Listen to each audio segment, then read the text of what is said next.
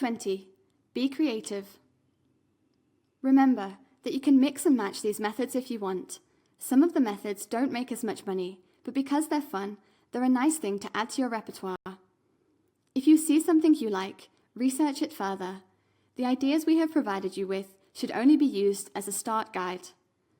We have used all the methods we mention in this course personally in the past years, and the most successful method we used was to be creative.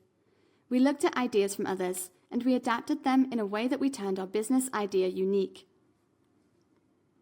Being special and unique makes you stand out from the crowd, especially when it comes to working online, where the competition is fierce.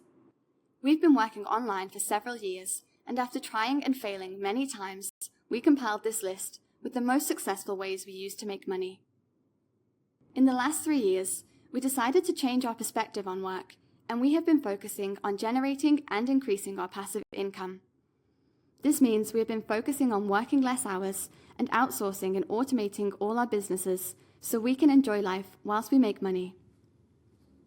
If you would like to learn from our personal experience and know all the ins and outs on how we make over $5,000 passively per month whilst we travel around the world, we recommend our course, Proven Methods to Passive Income.